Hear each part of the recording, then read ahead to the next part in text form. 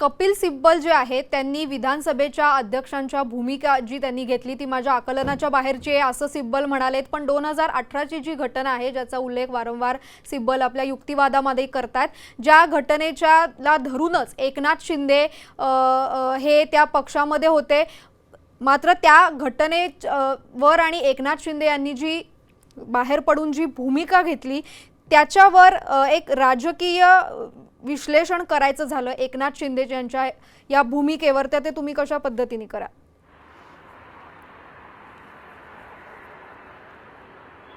खरं तर एकनाथ शिंदे यांनी 21 जून 2022 ही तारीख अत्यंत महत्त्वाची आहे। विधान परिषदेची निवडणूक महाराष्ट्रामध्ये सुरू होती। विधान परिषदेच्या निवडणुकीनंतर एकनाथ शिंदे यांच्यासह 31 आमदारांचा एक गट सुरत मार्गे गुवाहाटीला गेला। त्याची संख्या पुढे जाऊन 39 झाली आणि त्यानंतर ही सगळी केस पुढे उभी राहिल्याचं आपल्याला पाहायला मिळालं। त्यानंतर 22 जूनचं एक पत्र आहे, त्या पत्रासंदर्भात सुद्धा या सगळ्या सुनावणीमध्ये चर्चा होत असल्याचं सुद्धा आपल्याला पाहायला मिळालं।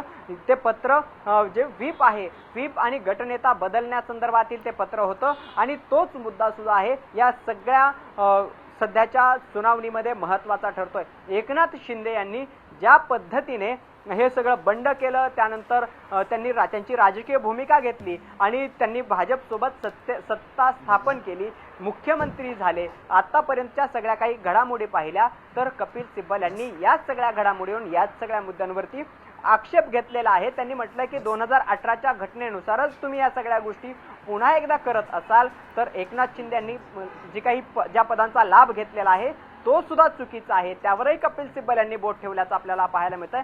सायली, खरं तर या सगळ्या प्रकरणामध्ये काही मुद्दे महत्त्वाचे आहेत। त्यामध्ये अनुसूची 10चा जो मुद्दा आहे तो सगळ्यात महत्त्वाचा आहे, कारण की अनुसूची 10 नुसारच विधानसभा अध्यक्षांनी आमदारांच्या अपात्रतेसंदर्भात आणि निवडणूक आयोगाने विधिमंडळ पक्षातील फुटी संदर्भात निर्णय देणं गरजेचं होतं आणि त्यामुळेच कपिल सिब्बल यांच्याकडून तो मुद्दा सुद्धा उपस्थित केला जातोय। खरं तर मुद्दा असा आहे की राजकीय परिणाम कशा पद्धतीने होऊ शकतात या सगळ्या सुनावणीनंतर या दोन महत्त्वाचे मुद्दे आहेत। निर्णय ठाकरेंच्या बाजूने लागला तर ती ठाकरेंसाठी आत्मिक बल वाढवणारी, आत्मविश्वास वाढवणारा एक महत्त्वाचा मुद्दा असू शकतो आणि त्यामुळे त्याचाच फायदा ठाकरेंना 2029च्या निवडणुकीसोबतच आगामी काळामध्ये ज्या काही जिल्हा परिषदेच्या स्थानिक स्वराज्य संस्थांच्या निवडणुका येणार आहेत त्यामध्येही होण्याची शक्यता आहे। तर एकनाथ शिंदेंच्या ठाकरेंच्या विरोधात हा निर्णय गेला तर आम्हीच मूळ शिवसेना कशी आहोत हे ठासून सांगत एकनाथ शिंदेंची शिवसेना